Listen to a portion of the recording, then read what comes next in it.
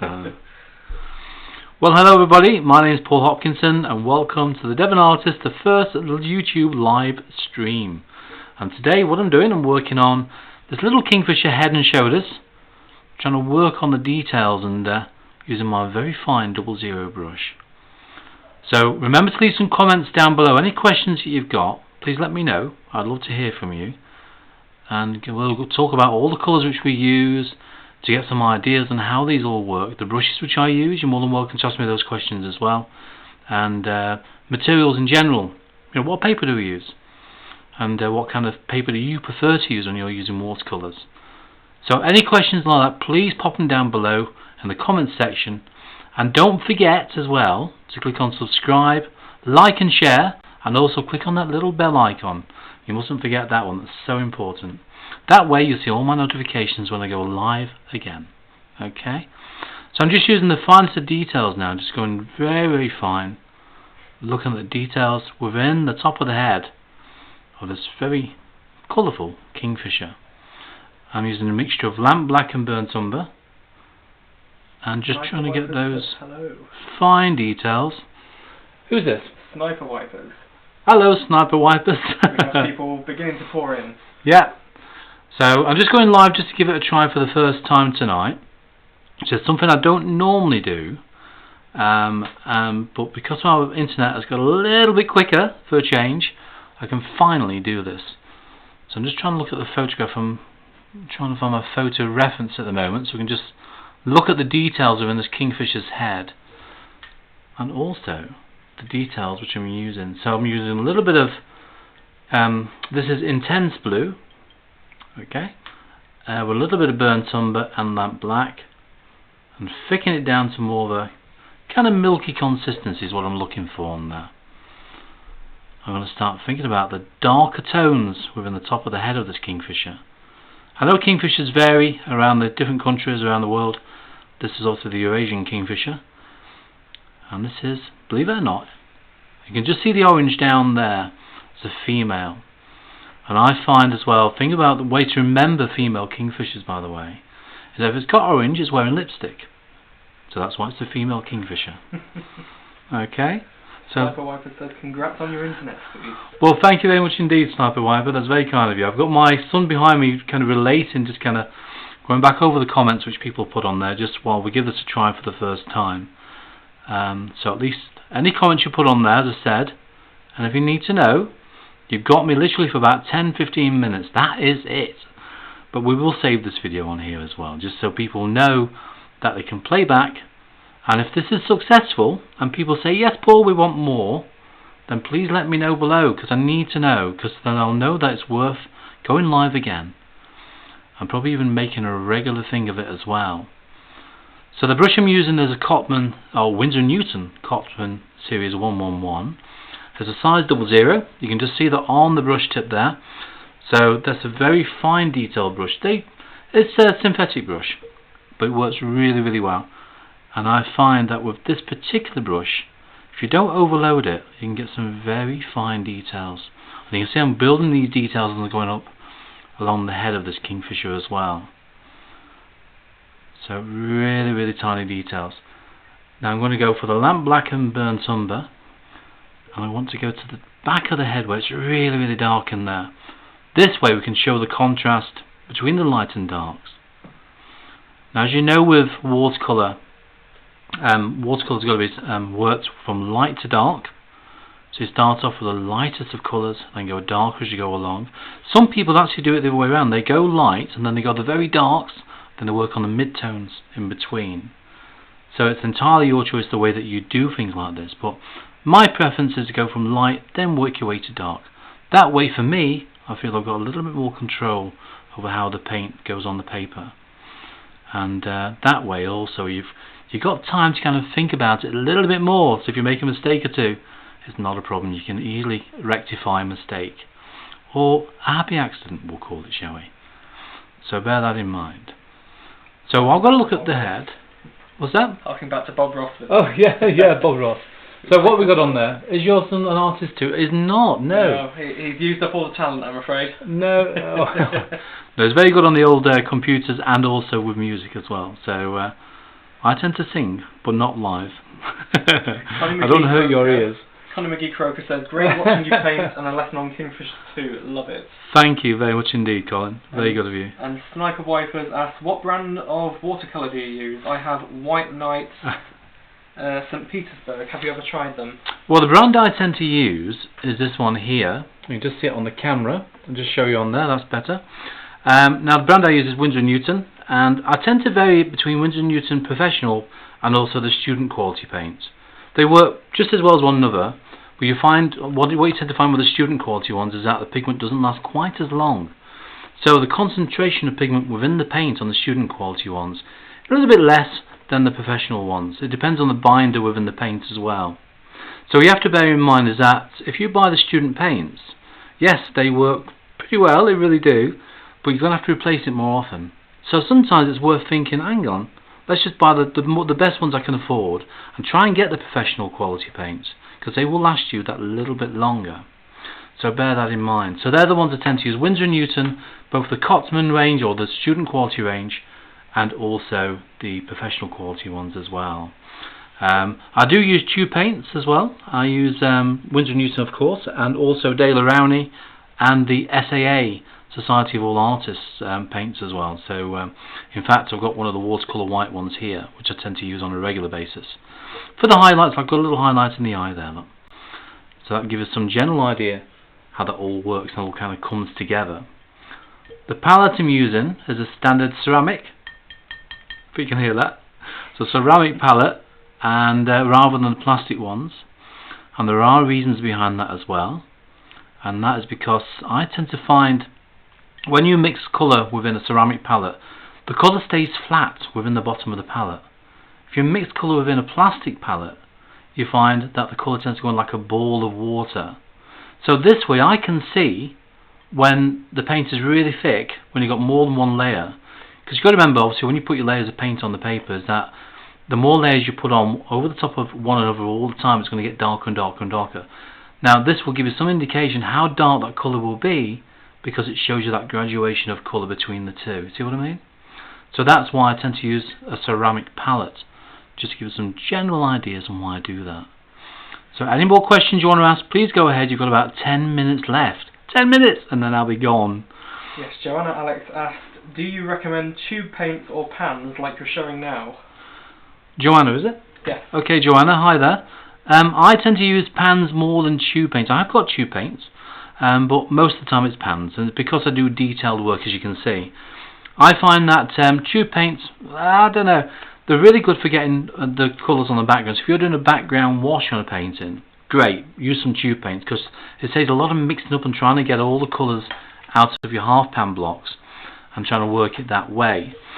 So if you're working on detail work, I would recommend half pans, whereas if you're working on more kind of open spaces and large areas, go for the tubes.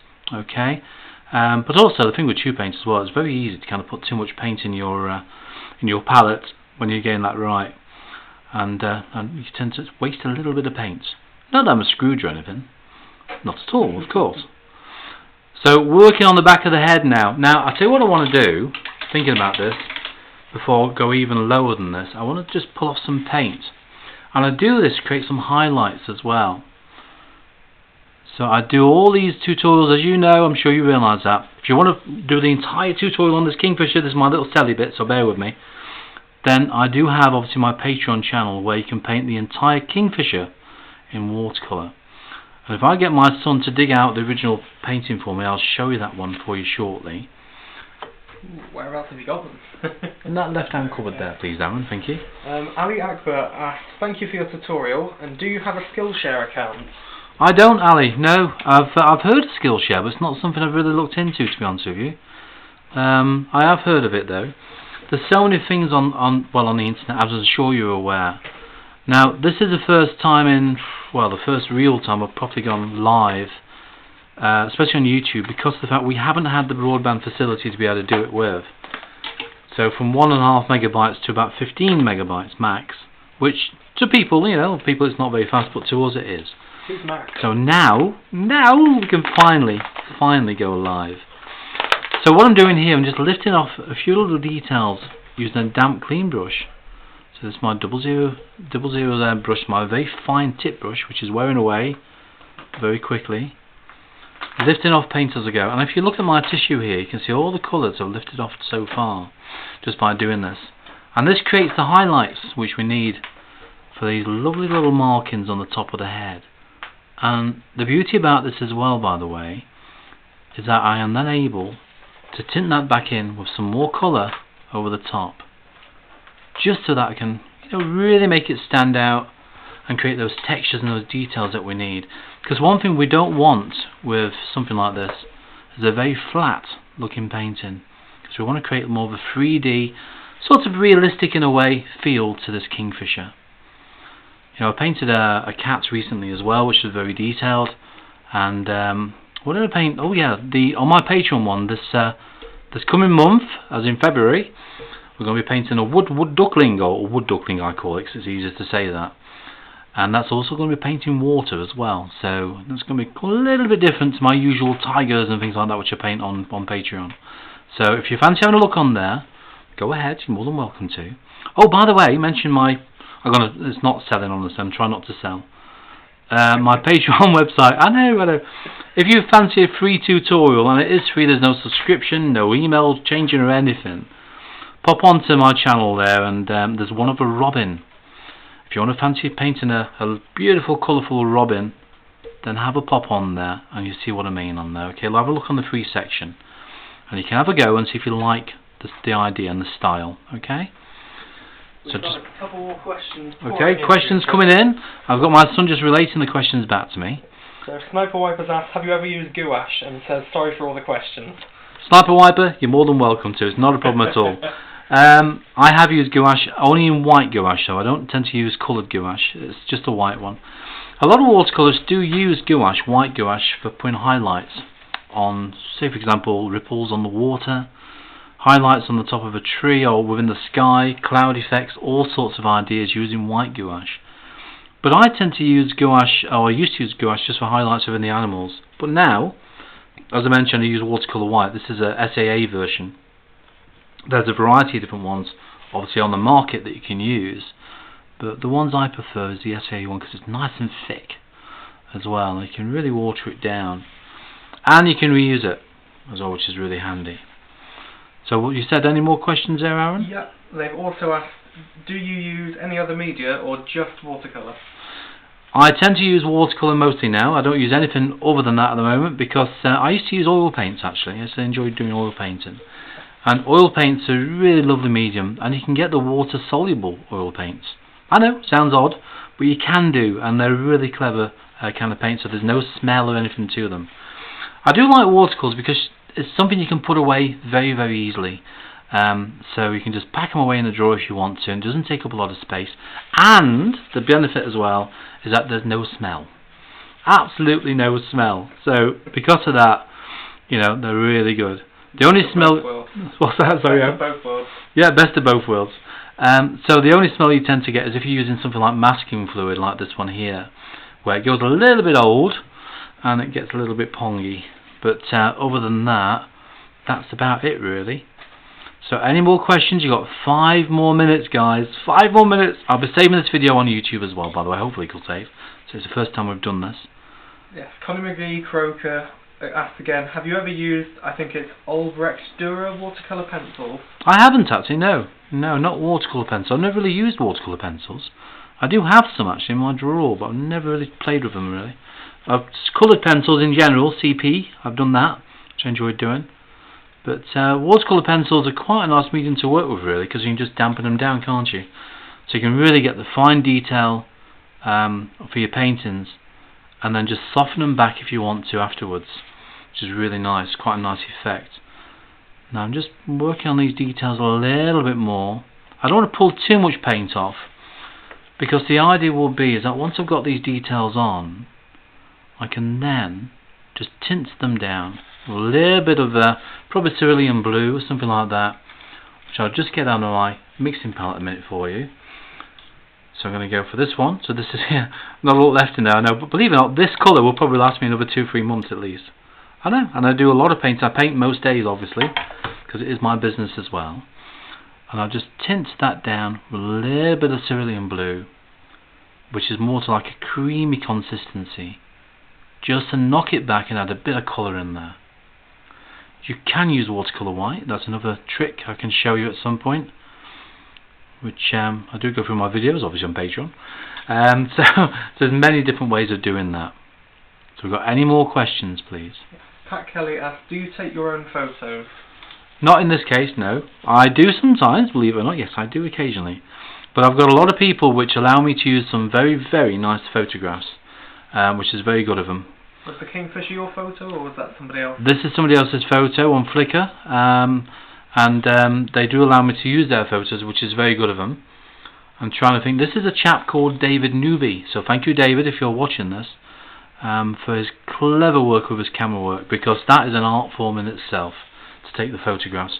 But I do try and take my own photographs occasionally as well, you know, especially in the summertime, because I've not got a top-notch camera or anything like that, but you can, if you want to, get some really good photographs. You just have to plan it beforehand, kind of set the scene, put some birdseed out somewhere nearby, have your camera set up on a tripod or in a windowsill, and just kind of get it all ready to get the close-up photographs, even with a mobile phone, believe it or not. So you can get some really nice photographs with mobile phones. So there you go. So yes, any more questions there, Aaron? Well, Karine Duguet, I think, says bonsoir. Bonsoir, Karine. How are you? Thank you very much indeed. And Sniper Wipers also asks, are you just a wildlife artist, or do you do other genres? I just do wildlife. I used to do landscapes, I used to do portraits as well, but now for many years now I've been working solely on wildlife because it's what I enjoy doing. You know, my partner Joe and myself, we do a lot of bird watching. We've got between us probably about 70 bird boxes sited in local woods and around our house and places like that, which we kind of maintain and record for the BTO, the British Trust of Ornithology, where we give reports of nesting kind of habits and how many chicks are hatched and so on. And so it's really interesting. So if you want to look into that as nest recorders, so we do a lot of bird watching, a lot of wildlife watching. So very good. So that's why. In your garden. Yeah, even in the garden we've got like 8. A bird heaven. Oh, we've got eight wildlife cameras around the garden as well. So so very, very interesting. So any more questions there, Aaron? Well, Sniper Wiper said that's very nice. They're a wildlife and a portraits artist. Ah, yes. Very much so, very much so. If anybody fancies having a look at my website, you can do. I've got some other paintings on there as well. Some other ideas as well if you ever want to go on there. Not just the patreon.com. I haven't got that written down here actually, but I'll have to do that one day for you. It's actually called devonartist.co.uk.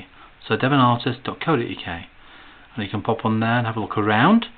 A little bit more about me if you're ever interested about that side of things. I can always pop the URL on the screen. You could do, if you want to do that. In fact, my son Aaron will pop it on for you, because he's got the techno wizardry taking place by the side of me at the moment. Sniper Wiper says, to be honest, they draw anything. Yes, very true indeed. Right, I'm going to go back to the, I'm going to go back actually, in this case, I'm going to go for the intense blue again. I want it a little bit thicker this time around, and probably add just a touch of cadmium yellow as well. Just a little bit. I want this slightly green. You can just see the green hint in there. Now I want to add this initially just to the side of the face, because I need a bit of a green change in there, as daft as it sounds, just a slightly different flavour to the underside of this. So this is a foundation wash which I put in. Again, I talk all about the washes in my lessons and stuff, but this is just a foundation wash which I tend to use as a base layer, all ready for me to start adding the detail over the top. We've obviously got to build all the detail up within the orange area yet, because not enough detail in there. That's just the first layer of detail, but it's got to all be built up and create shape and form within there as well. But I'll be doing that a little bit later on, or another day. And I'll tell you one thing, if you're interested, by the way, if you are really interested, is that tomorrow in the evening, UK time, I'm going live on Facebook. Live again, I know. But we're going live on Facebook, and it could be around 7 o'clock-ish, something like that. But you'll have to go to Facebook, and I'll get my son to type out my Facebook username or page group. It's a page actually, and it's the Devon artist, all one word actually in this case. But if you can copy and paste that URL, that'd be great, Owen, if you don't mind. Thank you. We'll do that for you now. So remember, tomorrow night. This is the first time I've done this on YouTube. Hopefully I do more like this for you. Remember, leave some comments down below. I'd like to hear from you, and thank you for everybody that's put comments on there so far. Really, really good of you. Sniper Wiper does ask, what paper are you using? The paper I'm using is Bockingford, a Sniper Wiper. So it's Bockingford £140, 300 GSM. Okay, so it's a fairly reasonable thickness paper which I tend to use. The pad I use is called a block pad. I don't know if you do the same thing. So in this case, this particular one, let me just move these things out of the way and I'll just show you briefly off camera. There you go, I'm back on camera again. So this is the one I tend to use. It's a Bockingford, and you can see from the details here, this is a size 12 inch by 9 inch, so quite a nice size to work with. And the good thing about something like this is that this is a block, well this isn't the block pad. I normally use a block pad. I made a mistake there, didn't I? The block pad one, which this isn't, is glued, I feel it was like Nana now, is glued all the way around the edges. So basically you've got one little tiny gap at the top where you can just slide a palette knife around and take off that sheet of paper. The beauty about having a block pad, not in this case because I'm just doing a head and shoulders, is that if you completely fill the paper with watercolour, just wet it all down and drop all that lovely colour on there, the paper, as you know, warps or cockles as they say. And because it cockles, you find the paper will lift. When it's glued all the way around the pad in question, like a block pad is, to save you stretching the paper, it will dry nice and flat afterwards, eventually. Okay? So that's a little bit about block pads, which normally I do work from for all my tutorials, which I do for Patreon. So, but that's what I'd recommend you use. Well, it's your choice, you know. But Bockingford is quite a nice medium textured cold pressed paper, which is quite nice. It's not hot pressed, it's not botanical, it's not really smooth and silky. It's got a slight texture to it, and that for me is perfect for the detail which I do. Right, I'm going to go a little bit thicker on that now, but I think we're just about to go offline in a minute, so I think that's long enough. I've got shopping arriving shortly. We're up to 24 minutes. Oh wait, 24 minutes of plenty of time. So okay guys, I'm going to make a move now, so I do apologise, I do have to go because we have got the shopping arriving shortly. And thank you very much for watching my kind of test video live. And if there's anything you need to know, don't forget I'll be checking this video offline as well, so still put a comment down below. So remember to put a comment down below, subscribe, share, and remember to click on that little bell icon as well. That's so important. So until next time around, I'll see you all again, and remember one thing, keep those brushes wet. Bye bye for now.